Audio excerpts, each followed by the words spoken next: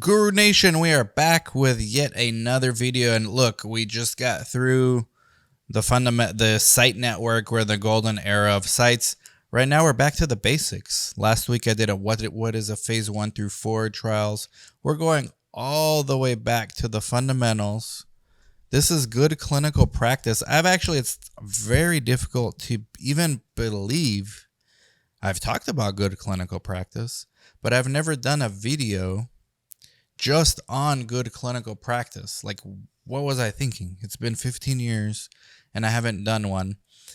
Now, before I get into anything else, you never have to pay for good clinical practice training. Anyone can do it. You just Google it.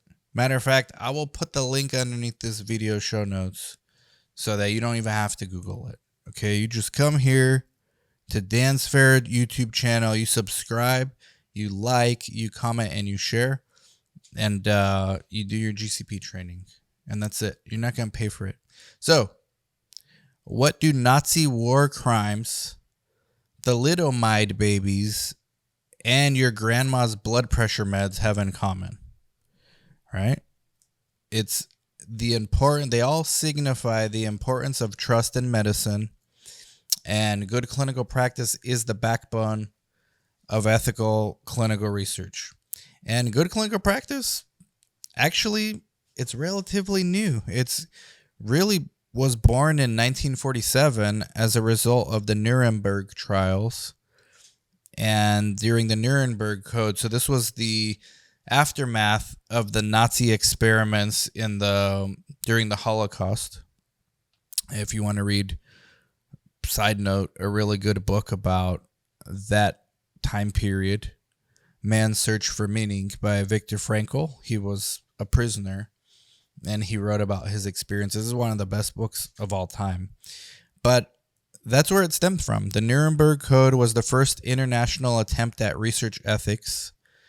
It really prioritized like a couple of things, but the most important one was voluntary consent and risk minimization. And then they had to introduce qualified investigators over time. And it wasn't legally enforceable, but it was morally powerful. And now you can't do research today without following good clinical practice. Every monitor is trained on it. Every coordinator is trained on it. Every PI is trained on it. Every sponsor has to follow it. Every IRB has to enforce it.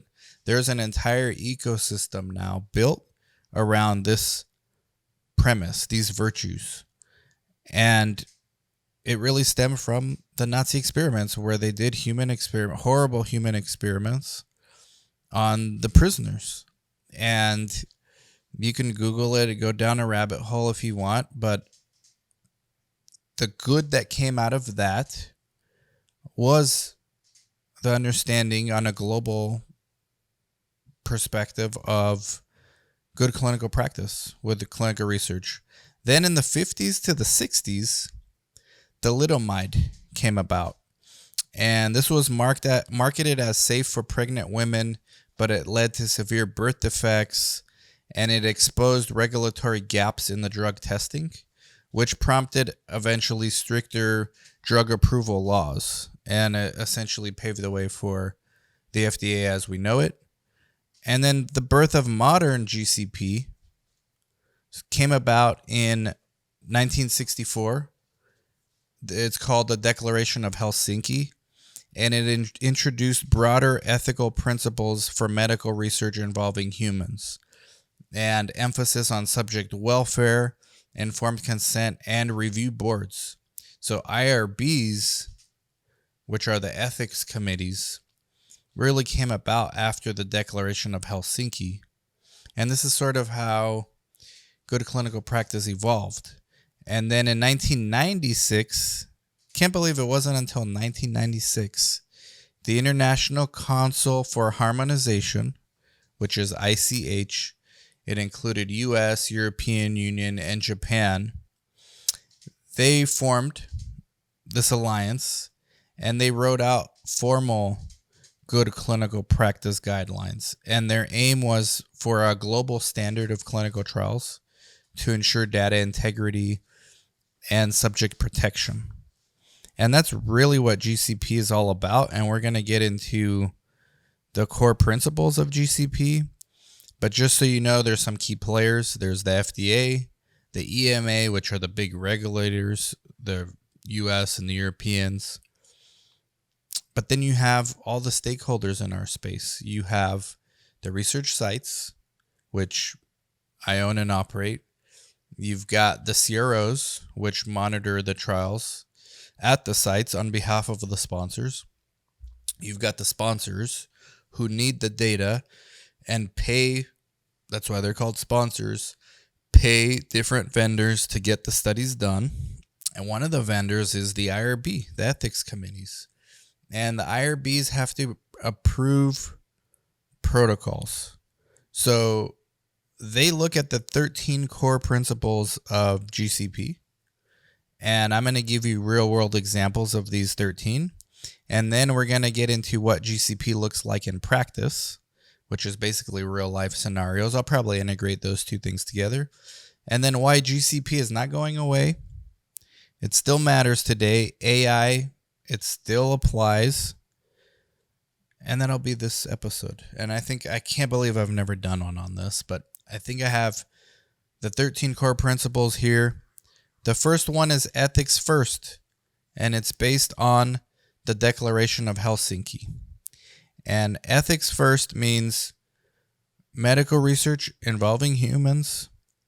The emphasis is on subject welfare, and the IRBs, the ethics committees, which really were born out of this, their only job is to ensure that patients and study participants in studies are looked out for first.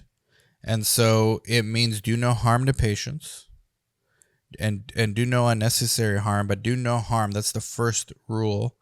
And really, if you want to just not watch anything else with this video, GCP is not harming patients. That's the main goal. If you had to just summarize it in one goal, don't harm patients. And there's a lot more that goes into it. There's beneficence, there's risks versus benefits, but just know it starts from ethics first. And in a world where, in a postmodern world, I'm going to go a little philosophical here, where virtues are ambiguous and virtues vary based on what situation you're in, and where things like the means justify the ends. That's basically our society these days. This is why no one can agree on what's right and what's wrong. It's good to know that in research, it's not ambiguous whatsoever. And we have clear virtues in place globally. And it's based on ethics first, doing no harm to patients. Not that different from the Hippocratic oath that physicians have to take when they start practicing medicine. First, do no harm. And that's really what clinical research boils down to. That's the first principles of clinical research. So ethics first, this is because of the Declaration of Helsinki and because every stakeholder, sites, sponsors, CROs might have a conflict of interest when it comes to bending the ethics to favor their outcomes. You have to have independent review boards, which are IRBs, that are independent of these stakeholders.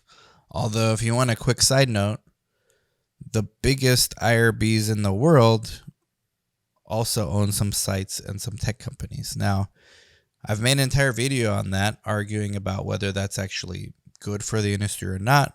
So far, it hasn't impacted it, but at least from a academic and theoretical perspective and discussion, it's some food for thought, because ultimately it's ethics first before profits.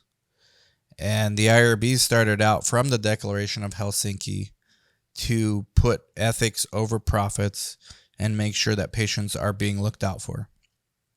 So don't want to go too far off the deep end there, but that's the first of the 13 principles, ethics first. The second one is risk versus benefit and beneficence. So the trials must justify the risks. That seems apparent when you're in the developed world. But it wasn't that long ago, regardless of how much the industry wants to hide it or sweep it under the rug, they were trying to do studies, they being big pharma, in third world countries using placebo on life-threatening conditions.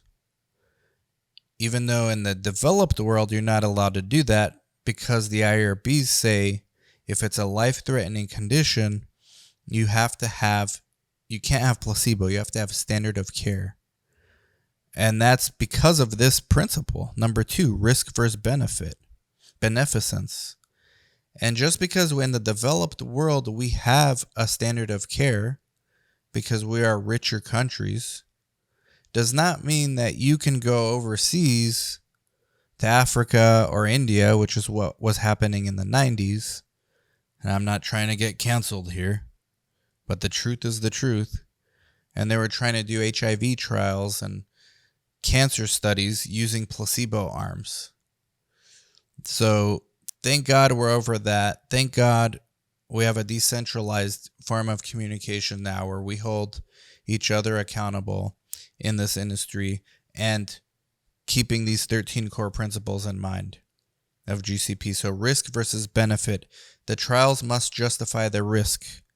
Obviously, the more dire the medical condition and the more rare the medical condition, the less treatment alternatives exist for patients outside of research, right?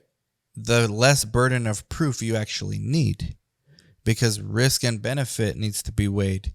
But if you have healthy volunteers or if you have relatively healthy people, let's say they don't have any issues, but they're in a depression study,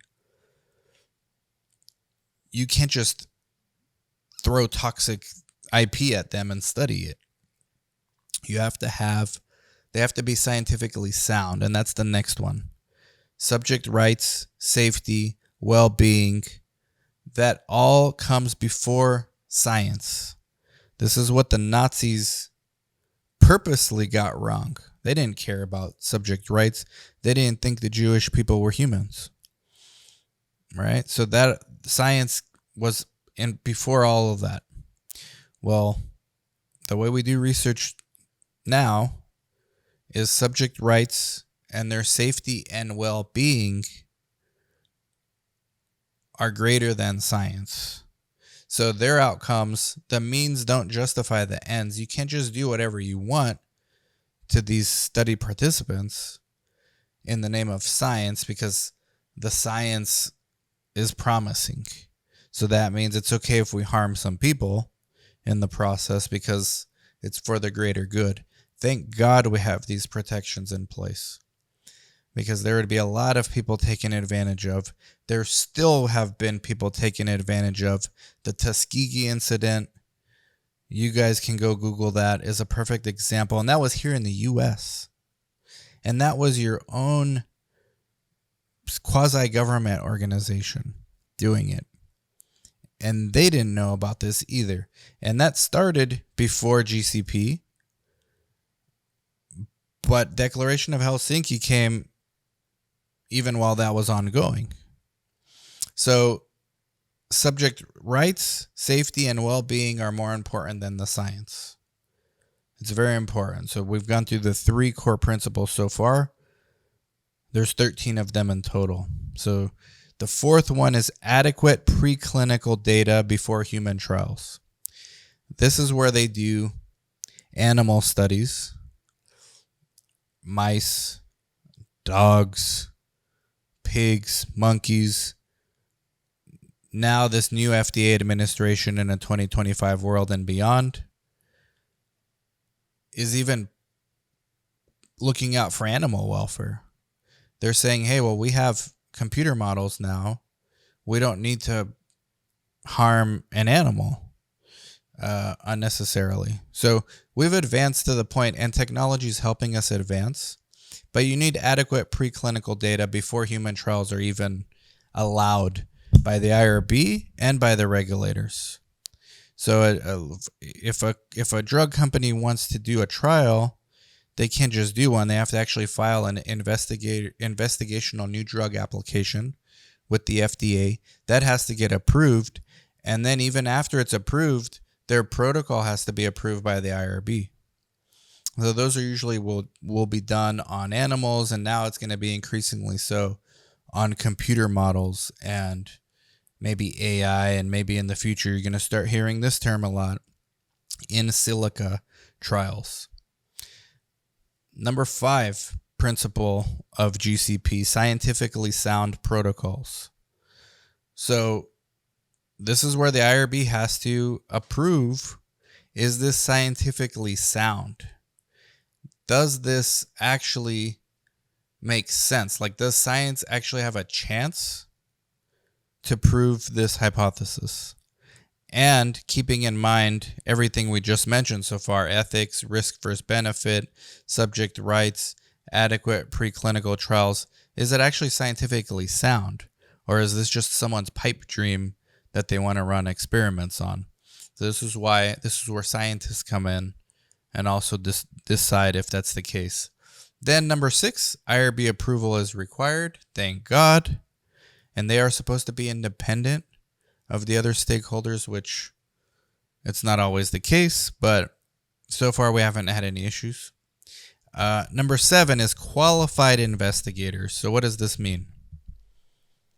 It means, in the opinion of the IRB and the sponsor, is the PI of every site qualified? And that doesn't always mean experience. It just means qualified. From what perspective? From the perspective of keeping patients safe and keeping the trial data accurate, which is one of the other principles, but we're going to get to. But just keep in mind, qualified investigators is one of the 13 core principles. Now, nowhere does it say MD or DO or PhD. There's no educational requirements. It's sort of ambiguous. And it leaves it up to the sponsors and the IRBs. The FDA doesn't mandate this. They don't really get involved. But the IRBs and the sponsors are supposed to use their best judgment with ethics and these 13 core principles in mind. So number 8, informed consent. It's non-negotiable. You cannot do a study. You cannot even begin study assessments without informed consent being signed. This is even something as trivial as a patient has to go to the bathroom, but and they're here for a screening visit. They haven't signed their consent form yet, but, and this is a CRA Academy final exam question, that one of the assessments at the screening visit is to collect a urine sample. So if the patient's telling you, hey, I got to use the bathroom, but they haven't signed the consent form yet, you are tempted as the researcher to say, oh, can you just pee in this cup because we're going to need your urine sample? Technically, I'm not saying it doesn't happen, and I know it's a trivial example, but technically that's a no-no because they did not sign the informed consent. Now, what's the proper response? The proper response would be, go use the restroom. We are going to need to collect one if you do decide to join the study. But obviously, if you got to go to the bathroom, you got to go to the bathroom. Now, does that always happen in the real world? No. And again, it's such a trivial example, but it's non-negotiable. Informed consent is non-negotiable. Number 9, the trial data must be accurate and reported honestly. Now, this is where fraud comes in. This is where I do fraud pod episodes with Darshan. This is where you start seeing and getting into the topics of FDA warning letters and which investigator got audited and what kind of warning letter they received, which part of GCP did they not honor and be compliant with. And a lot of times it's accuracy and the honesty of doing the trial. So that means signing off for PIs. That means, things like signing off on behalf of a PI, which every hospital, every clinic, everyone's been guilty of this. But to make this a habit, even one time, you're violating GCP. But the ones that get in trouble are the ones that make it systemically a part of their practice, which is going to end up getting people in trouble. And it stems from that, which is more of the trivial kind of stuff, to the borderline criminal of falsifying trial data. And we see this happening, believe it or not, at academic medical centers. Everyone assumes, well, they're the bastion of ethics and the pillar of ethics, and they would never do dishonest research. Well, a good amount of the fraud in research happens at academic medical centers where no one's watching. Typically on investigator-initiated trials where it's easier to manipulate the data. So that's number 9. The trial data must be accurate. And this is where Alcoa-C comes in. I've done a whole video, a whole 30 minutes on this. Alcoa-CCEA. You could just go watch it in the fundamentals playlist.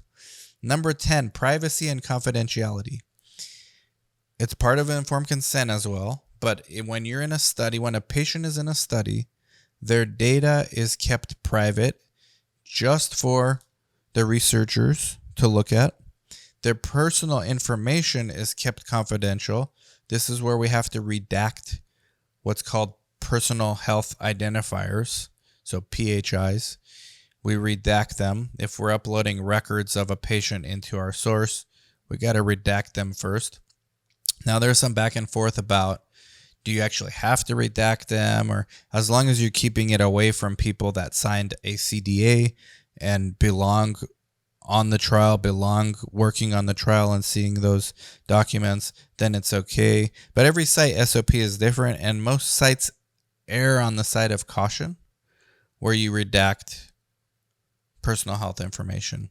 You don't email things. This is one of the examples of this in the real world would be emailing someone's medical records to a family member. You don't do that. Number 1, how do you know that that patient allowed that? Number 2, the email can get compromised. It could get hacked. Another one is throwing someone's medical information in the trash can. Like, you're supposed to shred these things. You know, we can write people's socials and names and diagnoses on a piece of paper and throw them in the trash instead of shredding them. I mean, these are examples in the real world of privacy and confidentiality, and it even stems into things like leaving voicemails for patients. How do you know that's that patient's phone number that you called? How do you not know it's their ex-spouse? And now they know that they're in a study for bipolar disorder. Now they have ammo to use in court if they're going through a divorce and they're going through child custody. This stuff, the trivial can turn into the detrimental very quickly if you don't honor these 13 core principles. Number 11 is good manufacturing practices for investigational products. With the Trump administration, you are starting to see a move back towards good manufacturing practices in the United States. The FDA routinely audits investigational product manufacturing facilities in the United States. When they do audits overseas, those companies typically have a heads up on when they're coming, when the inspectors are coming, which negates the entire purpose of a spot check or a surprise audit. So one of the things that Marty Makary said, he's the new FDA head, is that they're not doing these overseas things anymore. They're just showing up unannounced overseas as well to the manufacturing facilities where these investigational products are made. But those where the investigational product is actually made has to pass regulatory approval as well, regularly. Number 12 is quality systems and SOPs in place. So the quality systems are things like continuous training programs. So if a coordinator, any of these 13 principles or any part of the protocol that the site maybe it was not compliant with, and especially if not compliant with GCP, what's the site doing about it? How it's okay to make mistakes, they happen. If you're in this space long enough, you're going to make mistakes. But more importantly, and this is what the regulators are looking at, what is the site doing about it? What is the quality assurance in place? At my site, Yuma Clinical Trials, we only have 4 coordinators. We probably have a dozen studies going on right now. We have a QA person, and she's in charge of quality systems, continuous improvement processes. This is where you hear the terms CAPA plans, corrective action, preventative actions. This is where standard operating procedures, I did a whole video on that. And that fundamentals playlist is a must-watch resource on my channel. So having quality systems, continuous improvement processes, and SOPs in place so that the site, the sponsor, the CRO, the vendor, whoever it may be, is constantly improving and correcting errors and making sure systemically that they don't repeat these mistakes. And then finally, number 13, the final principle of GCP, the final core principle of GCP is monitoring, auditing, and compliance. So you're leaving it up to the sponsor to make sure that the sites are being compliant with the protocol, with GCP, with their SOP. If they're not, you send an auditor. You send monitoring constantly. You're documenting the trainings. You're making sure the quality systems and SOPs are in place, and that the GCP is being followed, the protocol is being followed, and the site SOPs are being followed in that order. I gave you some real life scenarios. This happens a lot where, like, for example, a monitor catches an undocumented adverse event. It happens. Sites make mistakes, but that's technically, right? Number 9 of the principles of GCP, clinical trial data must be accurate. If there's an undocumented adverse event, somebody made a mistake, they didn't document it properly, but a monitor is there to make sure that they did and that they correct it and that they do have it listed as part of the data. And this is what the whole purpose of monitoring is. Delegation logs, again, training records. These are quality systems. These are who's doing what, who's responsible for what at the site level, who's catching it. Darshan and I have a whole segment on FDA 483s, which are warning letters. The most common findings are lack of PI oversight, which is what? It's the subject safety. If the PI doesn't know what's going on and the PI is in charge of making sure patients are being safe and that their risk versus benefits is in their favor and that the subject right safety and well-being is put in place as far as precedence over science, and then there's no PI oversight, how are you making sure that that's actually taking place? Not to mention everything else that stems from that, quality systems and things like that. So the biggest finding of FDA 483s are lack of PI oversight, incomplete consent form, protocol deviations not being reported, which goes back to data integrity, and unqualified staff performing procedures. AI is here. It's not coming. It is here. It's going to make things easier to spot, but the correction and fixing of the problems is still something that the humans are going to have to put in place. Those quality assurance systems, yes, you can have AI and tools like that help, but ultimately this is a industry that's about safety and well-being of the people.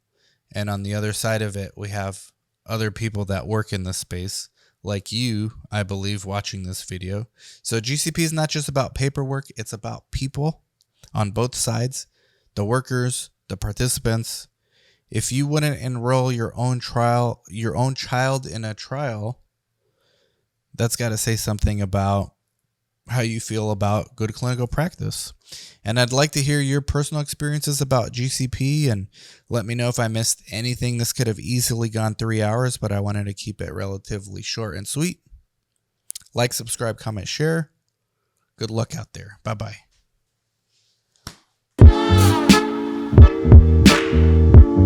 Hey, if you guys like that kind of content, make sure you like, subscribe, comment, share. Stay tuned for more videos.